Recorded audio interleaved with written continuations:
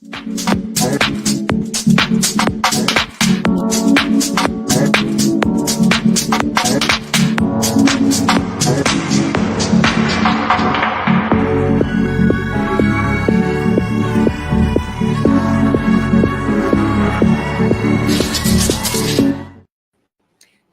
my Crystal Loves Texas family. I hope everyone is doing well tonight. Wow, guys, we got a good show for you tonight, and hopefully, um, you'll be able to chime in, give us some of your opinions on the topic that we'll be discussing.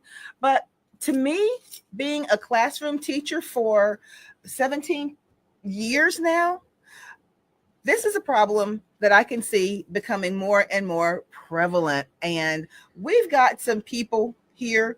We've got one person in studio, and we've got one person who's going to be coming in just a little bit, and they're going to speak to this trend. I'm going to call it a trend. I don't want to call it a phenomenon. I don't want it to get to that place, but um, we're going to call it a trend. But my guest, and let me tell you what the topic is.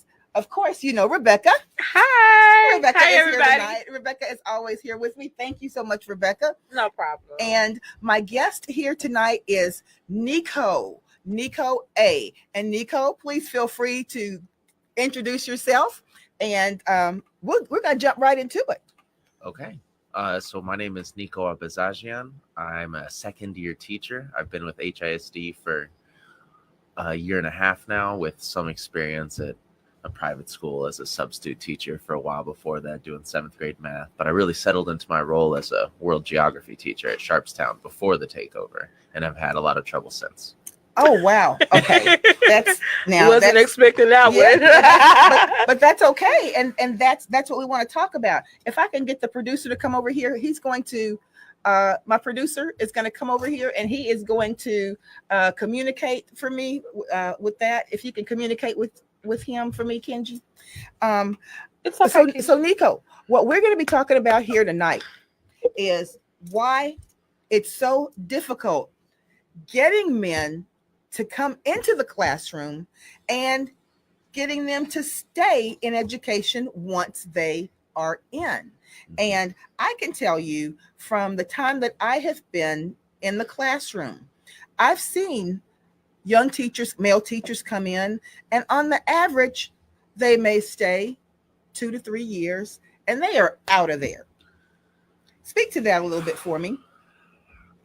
I haven't been there long enough to see the 3-year trend. Yeah. But I know the reason I'm not in a classroom right now is because administration has been pushing me out for standing up for my own students. Okay. So basically what you're saying is that a lot of it has to do with you not being able to have any type of autonomy in your is classroom. Exactly right. Yeah. I do not have the autonomy to design lessons like I'd like, or let my students go to the bathroom. Okay. Now, you said you've been in HISD for a year and a half, right? Yeah. A year and a half. And in that year and a half, have you seen things change, or the way that things are done within your classroom? Because I was a middle school teacher, Right. Within Houston, but what level do you teach on? I teach 9th grade world geography Okay. and 11th grade U.S. history is what I did this last semester. So one of your subject areas is attested grade Yes. level. Yes. What are the ways that you've seen things change? With the takeover, we were given scripts. We Right. were given materials that didn't quite fit right. I had the pre-AP world geography students Wow. and the newcomer to the United States U.S. history students. So different ends of the pendulum. Different ends Yeah. of the pendulum, and they both needed a lot of specific care put Yeah. into their lessons. What was the question again? How have you seen it change? So last year, for example, kind of give me an idea of what you had the liberty to do in your classroom to make sure that your students were being served. Last year, I was able to take the kids outside when we started covering indigenous religions, Yes. spiritualism, we went out to sit in the grass and look at the sun and think, why would someone worship the sun? Right. And it creates a little personal experience Of as course. to why they might, why ancient civilizations might have believed in the sun god. Right. But that's not something I kind can of do want to now. take that class. You know, and I did. And I'm a history Yeah. teacher. Yeah, I did a lot of that. I did a lot of that too. You know, and sometimes you just need to break up the monotony. Break up the monotony of what's being done every day. Right. You know, and especially if you want to retain the attention of your students. And sometimes first of all, I would make sure that I was still doing exactly what was on my lesson plan, but I'd say, you know what, guys, it's beautiful outside. Let's take this outside, and I'm going to let you make your posters outside in the courtyard. Yeah. You know, and many times those types of that type of differentiation in what you're doing will allow students to be able to. Hi, Mr. Jolly. Our next guest just came in. Can you see us? Yeah, I can see y'all. Can y'all hear me? Oh, perfect. Yeah, we Yes. can hear you. Okay, That's- great. Our second guest, Mr. George Jolly. And Mr. Jolly, introduce yourself and tell us what grade level you teach. Hi, my name is George Jolly, and I was teaching 8th grade U.S. history at Fondren, and then I got reassigned to an elementary school for campus support. Okay. And so I've been with HISD for 13 years, but as an associate teacher for about 3 years, intern teacher for about 2 years, and a certified teacher for about a year. Okay. So you have seen you've been here long enough to see kind of the way things have changed, you know, within the district, you know, over the years. Yes, the changes, like when I first came into HISD, and like I said, not to say anything bad, and I just felt like when I first came in, they said that if I have issues, problems, they said we're a big family. They emphasized they're one of the biggest districts in America, Right. and they said that they can, but they listen to all the employees' problems. But when I got there, like my first problem was transportation, Right. and they said that when I told them during my training pre-service orientation that they can fix that, and they can transfer me to a different school, but that never happened.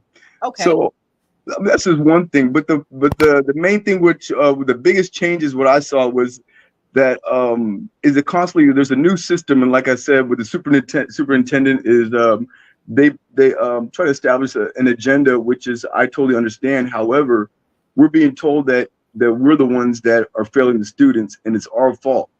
And so my school that I first came in, I didn't know what a 180 school was. I just know there was an opening. So Right. then I found out an Achieve 180 school is a school that's failed, but is trying to turn it around. Right. And how they do that is by giving you resources. Yes. And I thought that was great. Right. However, at that time, that was during COVID. Yeah. And that was my first year teaching was during COVID. So that Wow. was, we had no no experience into hybrid teaching. Right. I didn't have, they said that they'd give me, I had no internet. When I was, at that time I was hired, I would use internet in public university. Right. And because they didn't give me a computer when I got hired. So Whoa, wait a second. Now, Yeah. let me make sure I got this right, because I remember Rebecca and I were at the same school during COVID, and our particular campus made sure they went into that stock room or whatever that, you know, and they pulled out all of those old PCs, those old Yeah. Windows PCs. Exactly. Were falling apart, but they made sure that we had at least a unit to use, you know, when we were responsible for doing those hybrid lessons. And so what you're saying is that you did not have that?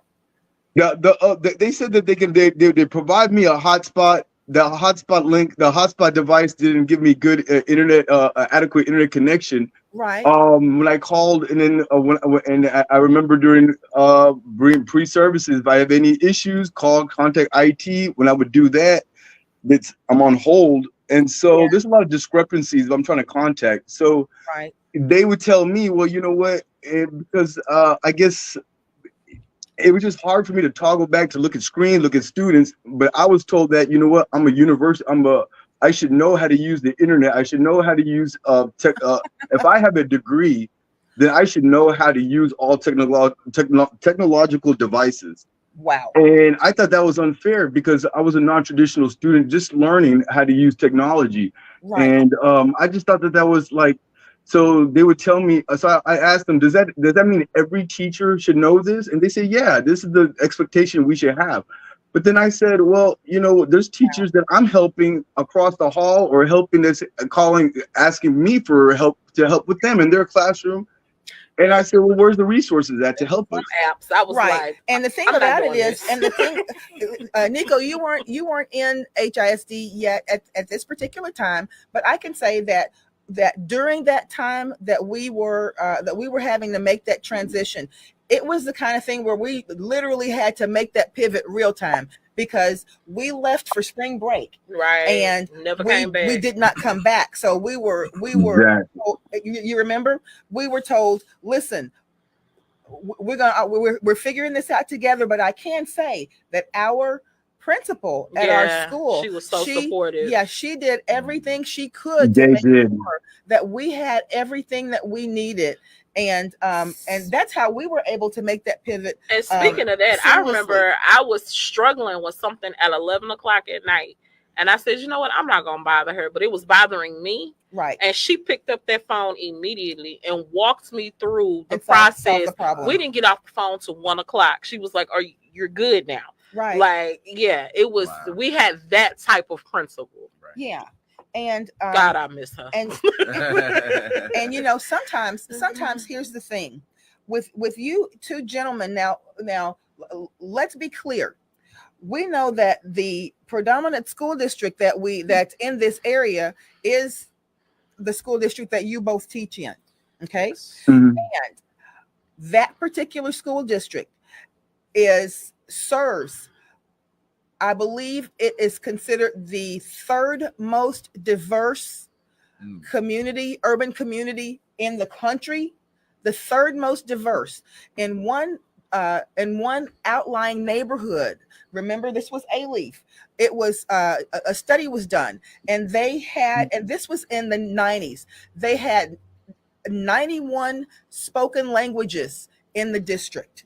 Yeah. When you have that type of diversity, it is so super important for students to see teachers like you gentlemen who are male and who are non-traditional, because you came from engineering, you know, and people who look like them. Mm-hmm.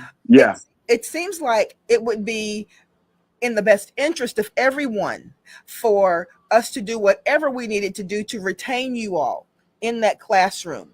Now, Nico, what you were saying, let's back up a little bit, because I'm glad we got Mr. Jolly in here, and I'm going to ask you this too, Mr. Jolly. But and I'm not going to put you all in a position of incriminating yourself or anything like that. I don't want to do that, but I want you. I know Nico is chomping at the bit. I don't think we can. And the thing about it is, but I will say this: many of the things that you guys are saying are some things that we're talking about.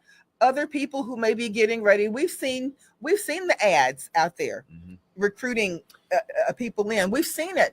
The things that you all are talking about are things that people quite possibly need to hear. Yes. Yeah. Yes. Make that decision, because and I'll come to this question later, but let's kind of start at the beginning. Nico, tell me a little bit about your story. You went to school here in Houston. Tell me where you went to high school, where you went to elementary, college. Yeah, so I actually grew up in Clear Lake. Okay. I went to Clear Lake Nice High area. School. Yeah. It is a nice area. My parents are immigrants. My Okay. dad is half Russian, half Armenian. My mom Okay. is Colombian. They met at the University of Houston. Okay. So I like to Okay. say I only could have been made in a place like this. You talk about diversity. That's right. That's right. That's right. And they only could have met in a place like Houston. That's right. They're both engineers. They did well for themselves. They moved into suburbia, raised me in Clear Lake High School, and I grew up in their image, for better or for Yes, worse, and I yes. became an engineer like them. But I didn't find the corporate oil and gas life as glamorous as they did, and I wanted to serve an immigrant community, Right. which is why I picked Sharpstown specifically to work Yes. for, because it is the immigrant center of Houston. Yes. And in my U.S. history class, I had over 8 native languages. wow. Wow. So those ESL students were from all over. And where'd you go to college? I went to the University of Houston Clear Lake. Okay. Okay. So you near kind of home. stayed in the area. Good. I went to Delaware for a bit, but it didn't work out. Okay. Yeah. Okay. Mr. University Jolly. of Delaware. Yeah. Okay. Mr. Jolly, what about you? Tell us a little bit about yourself now. Yeah, I would like to say, I like how you talk about the diversity of Houston and HISD. I'm a product of HISD. I'm from East Houston originally. So why I became a teacher and why I love this city and why I love this district was that I had teachers, I had a learning disability, and I had teachers who helped me out, white, Black, Hispanic. And I was a only Indian in my school. We're South Indian. The name of our culture, we're called Malayali. Okay. And I was very well welcomed by the teachers. Now it wasn't easy to go to HISD when you're the only of your kind of ethnicity, because you get made fun of. I mean, that's the Kids are that's the cool. naked truth. Yeah. And then also where we're from, it's a low income area. Okay. So it was just, school for me was an outlet because my home life wasn't too good, and it's including my friends. right. And but it was the teachers who took their time to like care about me, saw that I had talent in sports and other things, and they motivated me. And because of that, and it was tough because my parents were hard on me, and they didn't. In our culture, it's either you're smart or you're not. And if you're not smart, go get a job at a non-advanced job, or just that's just how it is. So my parents didn't really believe in me, and so, but it was my teachers, and that's why I became a teacher. But when I became a teacher, Wow. it was the total opposite. It was just like it was the teachers that made me feel welcome. The teachers in HISD that, you know what, they saw a diamond in the rough in me.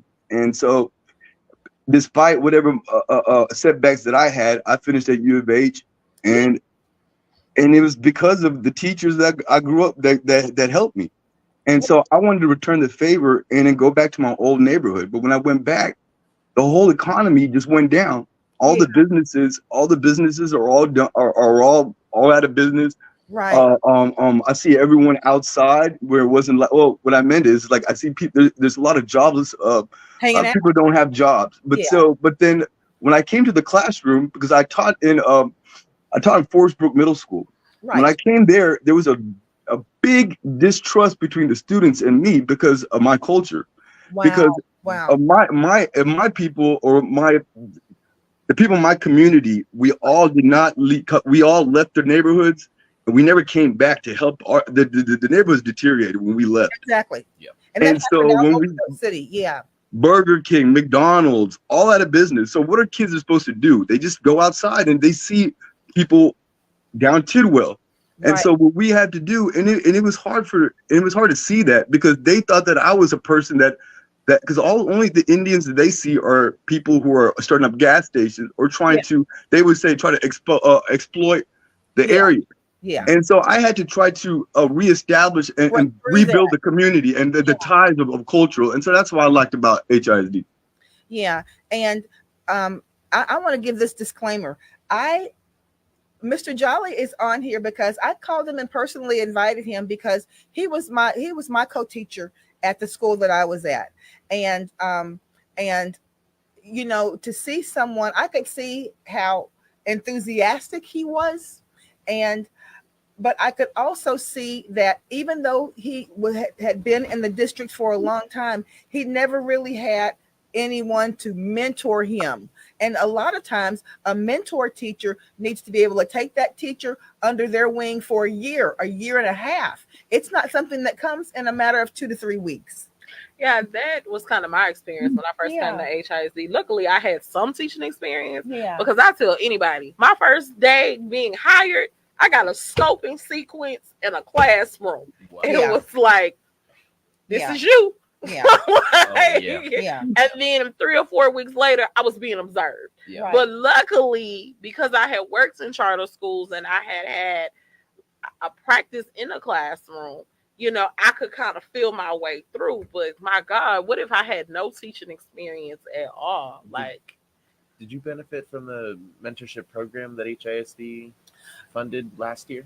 Oh, last year? Now, I They had a funded it this mentor. year. Yeah, I didn't know of one. So probably that was something that was introduced to the new teachers. Yeah. It was, Yeah. But I had a mentor, a mentee last year. Mhm. And he made my job kind of easy because he had teaching experience That's good. at the high school level. Right. So the only thing I had to do was switch some things out for him Right. for the middle school level. Well, I can say this, and I'm not sure if this can be mirrored, and you guys can kind of tell me if this was something that's standard. And I tell Rebecca this last year because we come onto this very podcast and we talk about this, and she was just like, I cannot believe that happened. But at my school last year, there were 2 8th grade U.S. history teachers, myself, and at least 7 other people matriculated through that other classroom. Yeah. At least 7.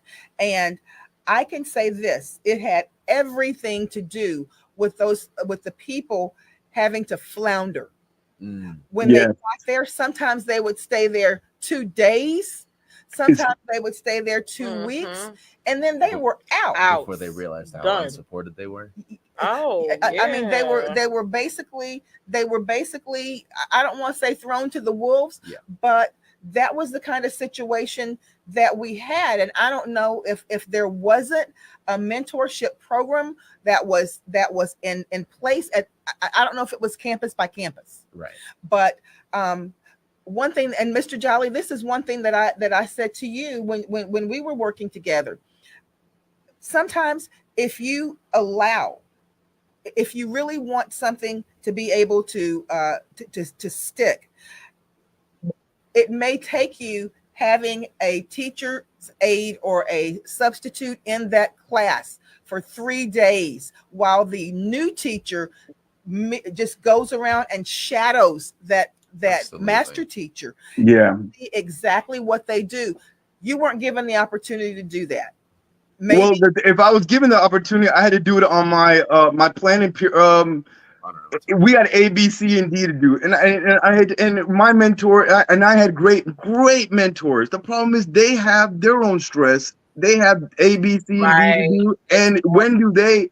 Exactly. If my mentor didn't have to, if there was an administrator and they could stay with me the whole time, that's cool. But they're only given a limited time to stay with you. So and like you said, there's days where it's just days are so long, and we got families, and when can we have that time? Because our planning periods, they get taken away. So that's the perfect time. And when I want to see my mentor, they gotta finish their stuff first. Yeah. And it's real. Yeah. And I also believe it goes under the umbrella that teaching is an easy job. So I think that's because the preconceived notion is that anybody can come and do this job. Yeah. So, and because anybody can come and do this job, you don't really need help. Just find your flow and keep it moving. Like, I could never go into a law firm as a brand new lawyer and they tell me, well, and just throw you to the wolves. Here's your caseload. The job training. Right. So, and I feel like that's a big part of it. Like, you're here now. here's your classroom, do your thing. Yeah. It's teaching. You have a degree. Go for it. Yep. Well, gentlemen, let me ask you this, because this is something that that it circles back around to what we were talking about a few minutes ago. But I want each of you to touch on this if you can. And Mr. Jolly, can you kind of answer this first? We all know that our jobs as the primary point of contact for students daily, there are many socio-emotional things that we have to navigate prior to beginning a daily lesson. Yeah. Do you think it's feasible that some philosophies assert that socio-emotional learning has no place in the classroom? I believe that there has to be place. Absolutely. Because we're dealing with low income students. There's a lot of students that are under the poverty line. That's And they don't want to mention anything about anything what's going on at home, because they come to school, they see their friends, their peers, and that kind of takes away from their own problems. Right. But the thing is that they take it out on us teachers, and so we had to be the counselor and that school nurse and confidant at times. But the problem is you can't cross that line sometimes, because you know what? Once I had two students, their dads got murdered. 13-year-old girls. And to see that, and to see them go through the adolescent, and these were the smart, both girls were very smart. Right. And then when that happened, they asked me, what do I do, Mr. Jolly? Well, I can tell them to a counselor, but that counselor has 30 other students that they're under. But they have to see, and so it takes time. And so they lose trust in you, because I can't give them an answer. I want to, but I got 26 other students. Yeah. Well, Mr. Jolly, here's the thing. Are you encouraged to be that sounding board for a student who may just need that word of encouragement? Is that what you actually are encouraged to do? Are you encouraged to do that? Shut down that conversation? Yeah. This year, last year I loved it. When we were at Forest Brook, we at middle school, we would have a 30 minutes before class started to talk about social needs and social emotional needs, but that cut off. Yeah. Last year, that's what I was going to say. Last year, my administration, who really did take me under their wing, and I really appreciate them. Yeah. Also encouraged me to work social emotional learning into the lessons, like talking about talking about history. We're all social studies teachers here. Yeah. Talking about someone in the past and how that relates to our current situation is a good segue both into the content and into what they're going through. Absolutely, it is. And on the flip side of that, I had a situation in my class where a child had a diabetic attack. I am still not over this. A child had a diabetic attack in my classroom. I was so scared, did not know what to do. Luckily, the child's best friend told me, Miss Williams, we got to do this, we got to do this. The child was walking me through the process. Yep. And other adults that were in my classroom, and the other adults just sat there and looked. Well, I think that we probably would all concur with the fact that this year, and what we've experienced in our classrooms was pretty much unprecedented. Yeah. And I know that prior to, and Rebecca would have the numbers on this more so than me, prior to January, several teachers, male and female, but lots of males, decided enough was enough. Yeah. More males than females. Yeah. And and that's not good, because one thing that I've said, gentlemen, and I've said this before, and I say this all the time, you cannot look at the field of education the way that you do a corporate structure. Mm-hmm. Right. Simply because in a corporate structure, you have people who are competing for commodities. Yeah. Right. In education, you have the exact opposite. You have more, the need is greater than there are people to fill that need. Yeah. So when you come in and you come from the perspective of trying to address a situation like you would do in a corporation, where you have, and you're dealing with people who, for lack of a better explanation, know that they're a commodity elsewhere, and they don't have to adhere to a certain guideline that they consider to be inequitable, Yes. and they make a shift. Yeah. And that leaves you even further behind where you were. Now, both of you gentlemen, you know that in our classrooms, because both of you serve the same student body pretty much, okay? Yeah. You are the only men in an authority position that a lot of our male students see, because there may not be a man at home. Yeah.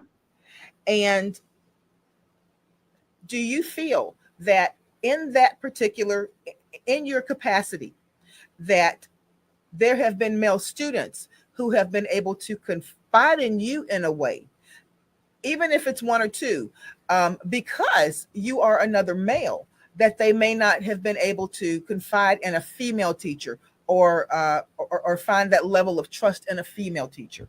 I find that absolutely to be the case. Last year I worked with my ninth grade team was all close together. The science, math, English, and I were all in the same hallway. And so we spoke often about the same students and how differently they would act in each of our classes. And they would act the same way in 1, 2, 3 and be different in mine. Me too. Yeah. Yeah. And you feel the same way with the male teacher in your hallway?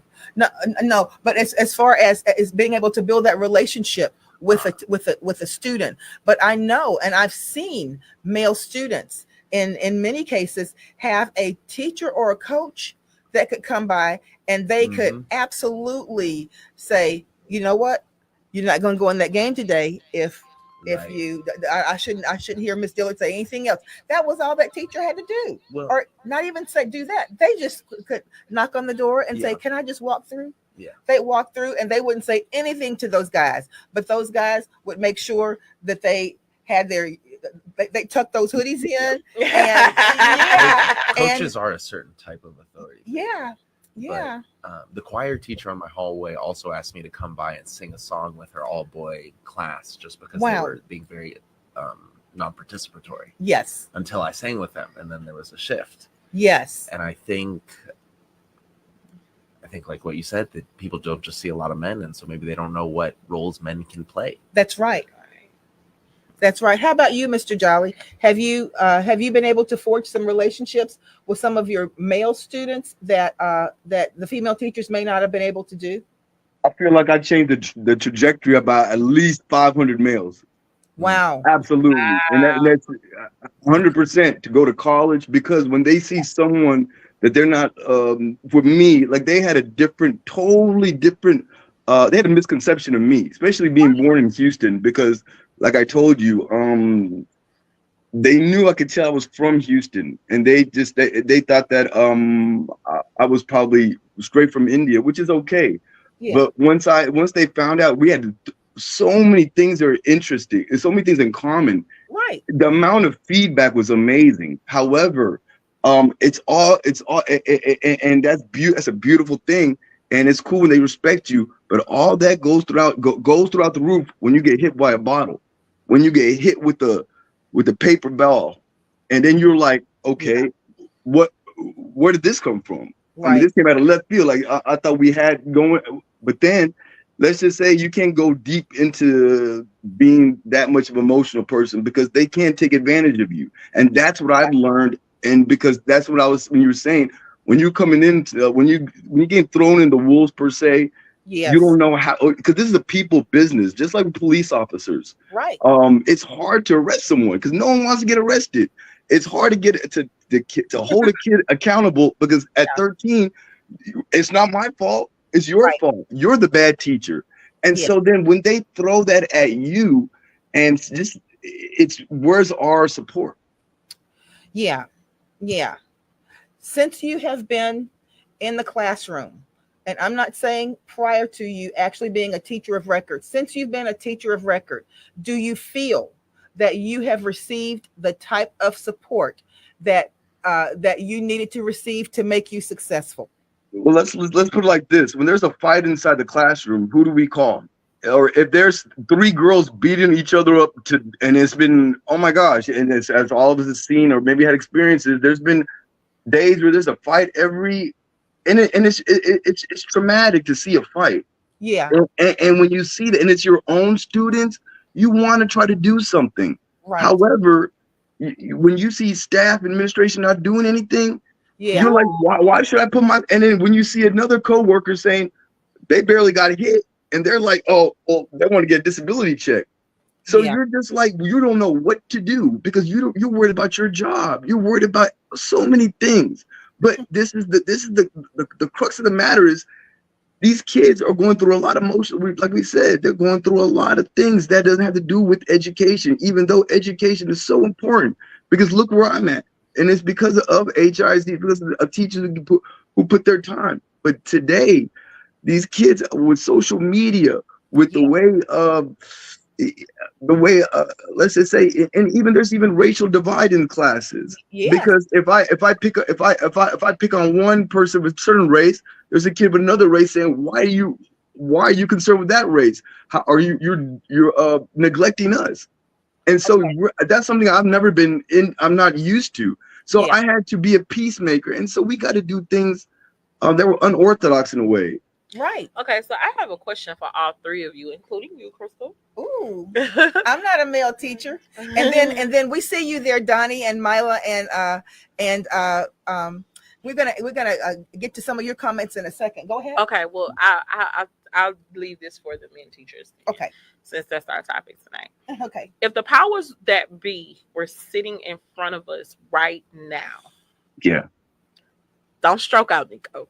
If the powers that be were sitting in front of us right now and said, okay, we're open to listening. Yeah.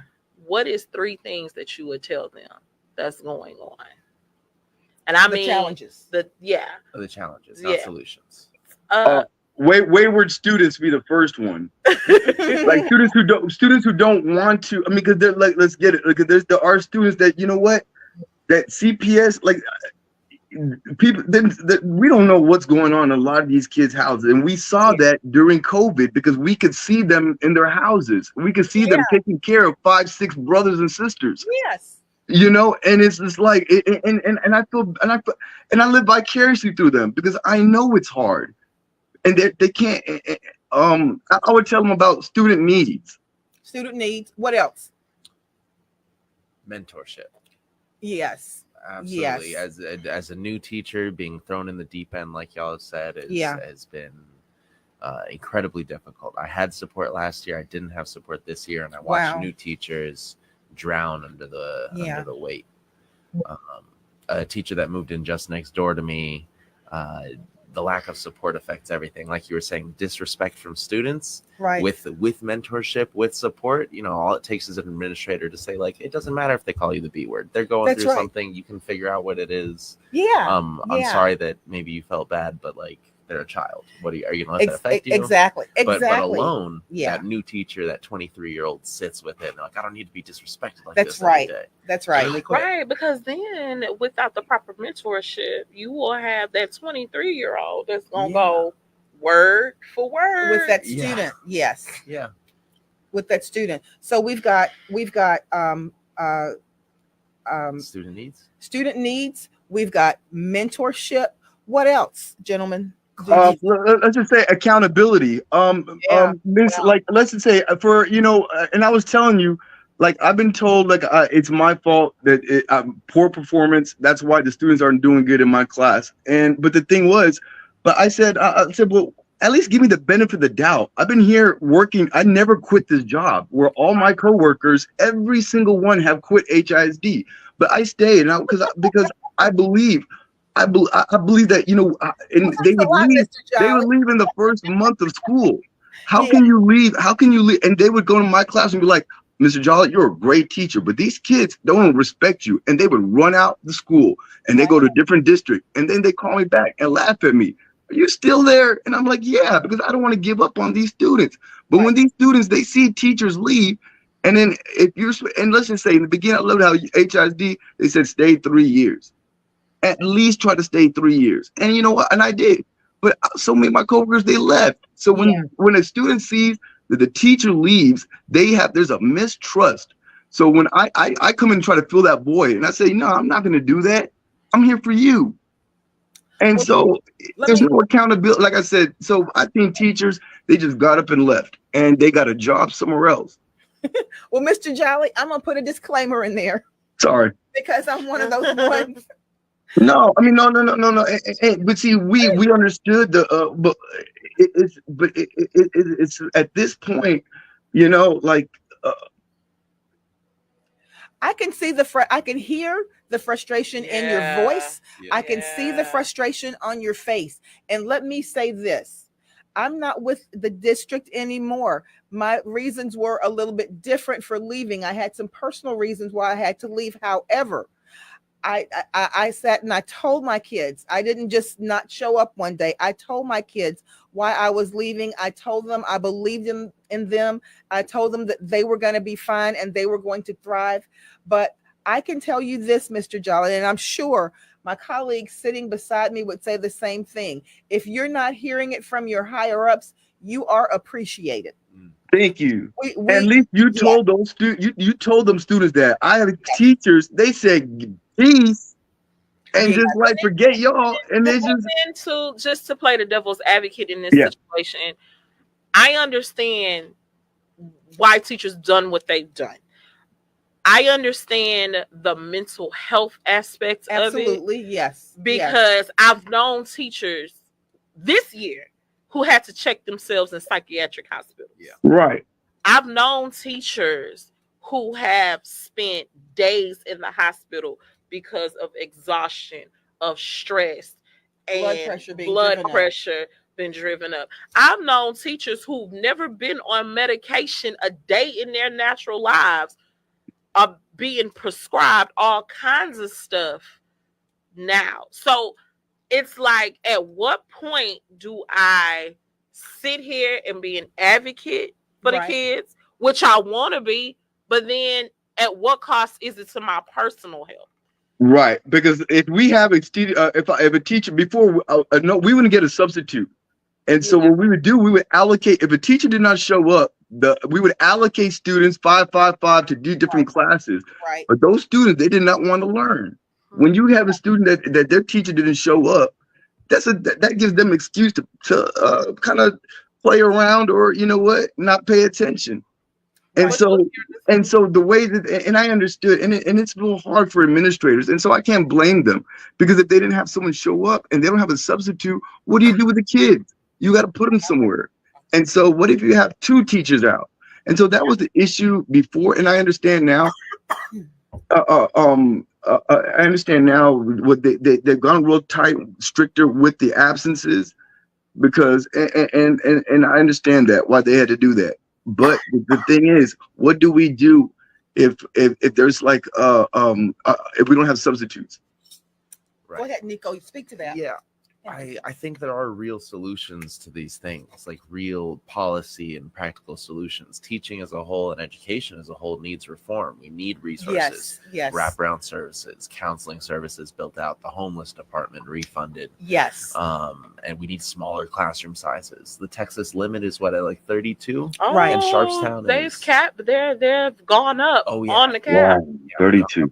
Cap for no reason, it's not even 32 anymore. If I'm not mistaken, the cap size now is 37, 38, and that's for a middle school classroom. And Rebecca and Nico there is no cap size for middle school and high school. And that's my point. That's exactly what I was getting ready to say.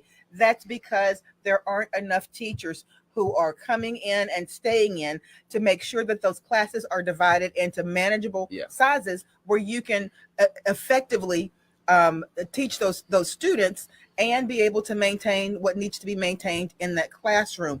That was born of necessity. Yeah, Right. because how do you teach 34 fourth graders Yeah. effectively? Right. How do you Which goes back to what Mr. Jolly is saying about accountability. How do we still hold all those kids accountable when they can hide with each other, they can cheat off each other, they can right? do So whatever. I think you have those situations where, and Crystal and I debate about this all the time. We go back and forth about this all the time. Mhm. This is the one of those things where we have to agree to disagree. I get that we do social emotional learning. I get we do homelessness. I get we do all of that. Right. But at what point does society's problems stop weighing heavy on teachers? They won't. And let me And Yeah, the reason go ahead. I'm saying that, I go to the polls every year yeah. for every single Election. election. Yep. Why am I keep going to the polls to bring people into office for them to deal with? Because this is what you're there for, Yeah. to deal with these problems. Yeah. Everything is, oh, the school will handle it. Oh, the school will handle it. Oh, the school. But yet I'm going to the polls every single year for the local, state, and national elections Right. to put people in office to deal with these issues. Yeah. This is what my problem is. Okay, well, let me say this. I want to chime in a little bit on what Donnie says. He's been watching, and he deals with with mental health and what people are going through a lot, and what he does daily. And he says, gentlemen, I personally tip my hat to both of you for leading our youth. So people are paying attention, and they're, even though you may not see it within the building, the confines of those four walls, you may not see it. People recognize and they appreciate what you're doing. Now, I want to speak, and he says accountability starts at the top first.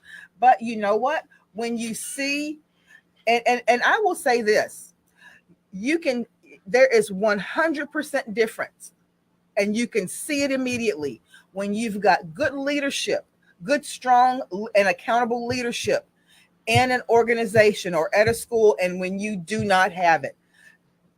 You can see it. Mm-hmm. It's tangible.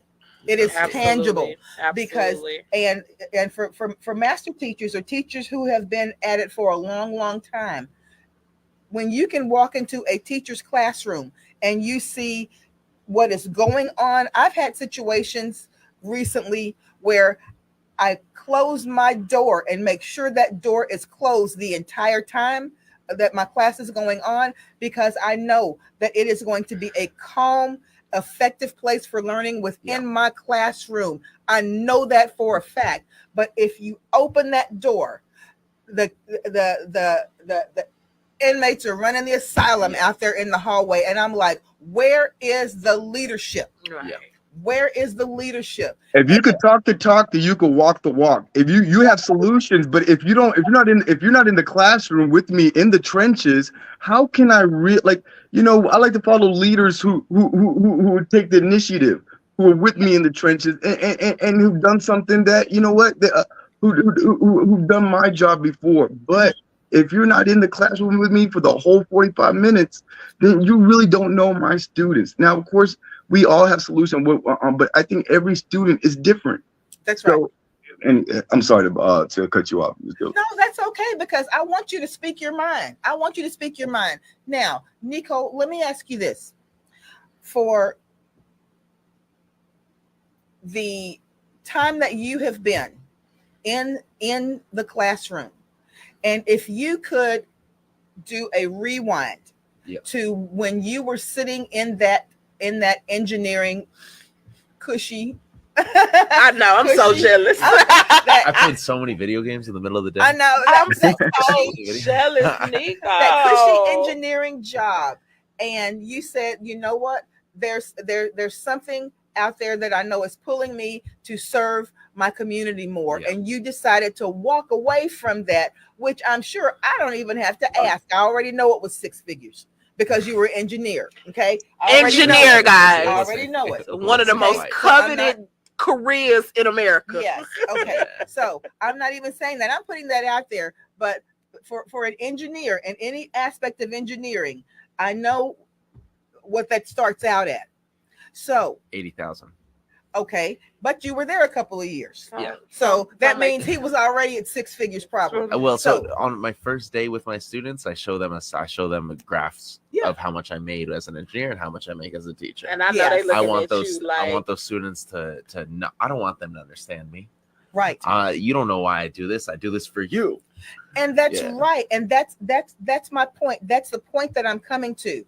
If you were sitting Yeah. before a group of young, both of you, now Mr. Jolly, you listen to this too. If you all were sitting before a group of young college age men getting ready to graduate Yes. now, and you had to give them your honest take on whether or not they should pursue teaching as a career, because like I said, we have seen the ads go up. Mm-hmm.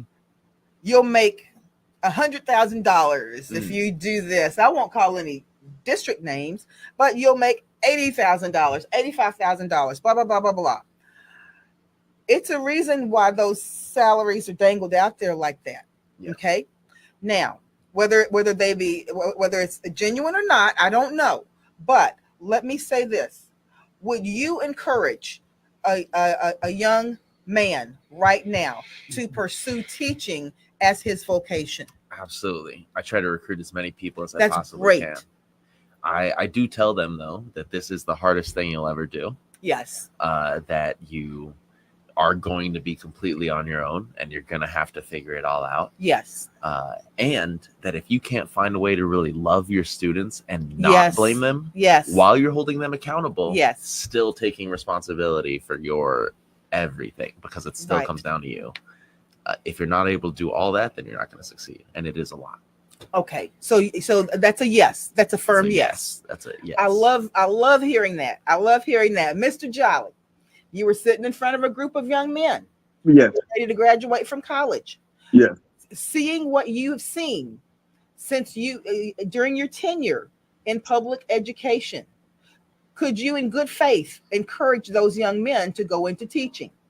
I'd be lying. I would lie to them. I'd say I would tell them they need to, because to save our community. I mean, Yeah. to keep our the infrastructure of Houston together. That's if you care about where you live. But I would say that it's not easy. I would say this would be the most arduous jobs out there, because you're dealing with social with people. And then, but I would motivate them to do it. I just think that I would have to be real frank with them and tell them the flip side of the coin. Yeah. That, you know what, because we all have every teacher had good intentions to changing the world. However, That's true. However, the thing is, no matter how much you do, it will never be enough. Mr. Jolly. Wow. You said you Yeah. changed 500 worlds. Right. But the thing, well, according to my administrators, according to the people in my past who evaluated me, they said that no matter, I could spend there were days we've all come home when it's nighttime, left the school. Left home, it's dark. Come home, it's dark. Yes. Yeah. Come home after football practice at 10 p.m. and then wake up to go to teach a lesson. Yeah. And then it's a thankless job. But you know what? The needs of many outweigh the needs of ours. Mine. So. Wow. I'd say that at least the first year before it got the harder it is, Yeah. the more you need that support and validation and Yes. care. But last year, it was still the hardest job before the takeover that I had ever done. But it was rewarding enough. Seeing, those kids that came back and said, I've decided to go to college, or Yes. I've decided to commit myself, or that Yes. ninth grader who keeps smoking pot and they say, you know what, I've decided to quit and actually start studying. Yeah. Then you know that possibly something you said may have been even a tiny bit of a catalyst. Or that lesson on Buddhism we did after there was a fight in the lunch in the cafeteria, and then a week later a girl says, and I walked away from the fight. Yes. Oh. Yeah. Those are big. Absolutely. My heart weeps for education. Yeah. It does. If something is not done, and people may call me a pessimist, but I see things realistically now. I don't see things through rose-colored glasses anymore. If something is not done and not done immediately within the next 3-4 years, I don't have high hopes for public education. And Rebecca always says that, and the reason because what I'm seeing, not just in Houston, what I'm seeing nationwide. That's what I was about to say. Nationwide. I just, if something is not done within the next 3-4 years, I mean immediate intensive care. Yeah. I don't know where we're gonna be as a society. I don't. The American Empire will crumble. Right. Well, because and ladies and gentlemen, I gotta cut you off there just a little bit. I get you, and I know where you're coming from. I get it, Rebecca, and I understand why you feel the way that you feel. However, I think that I see it a little bit differently. I believe that before we let the bottom fall out of something, that it may be a difficult wall to shore up, but I can see us coming together in a way that we shore that up, because we have to look at what the converse aspect of that situation would be. Without public education in an entire country, you have a country that is reverting back within 10 years to a third world status. Yep. Exactly. Okay, I cannot see America allowing that to happen, because, like President Kennedy said, a rising tide will float all boats.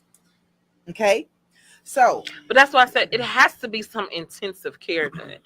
And from what I'm sitting back as an educator, sitting back in the classroom, seeing what I'm seeing from all perspectives, not just the classroom perspective, for the political perspective, from all of it. If something is not done within the next 3 or 4 years, I weep for America. I mean, and that's just what it is. Something has to be done, and has to be done now. And look like nothing is rowing that anchor in. Well, Rebecca, let me say this.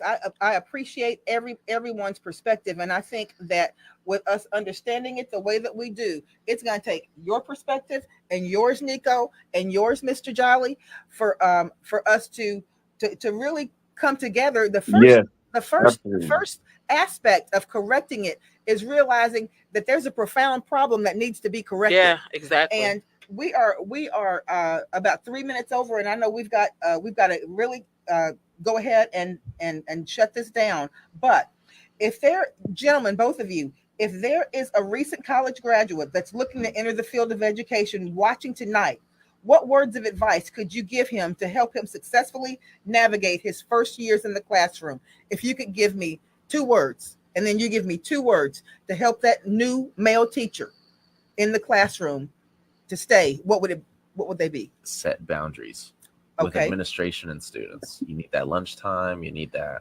planning period, and you need to go home at 4:30. Yes. So what if the lesson's not done the next day? They already gave you too many kids.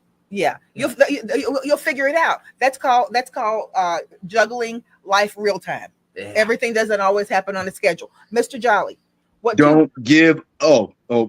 3 words. Keep going. Keep going. Okay. Keep going.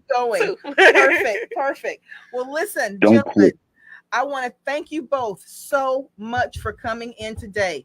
Yeah. You guys who are in those comments, thank you, Donnie. Thank you, Ms. Janet. Thank you for the other people who were watching. We're going to get a lot more views on this after the podcast, but keep putting your comments in there, and we will, if we have to have to revisit this again, we're going to revisit it because we've got to find a solution to the problem of why men are not going into education and staying in education. Nico A, George J, thank you so much for joining us, and Rebecca, as we say every week, we can do it. See you Bye, later. guys. Go Cougs!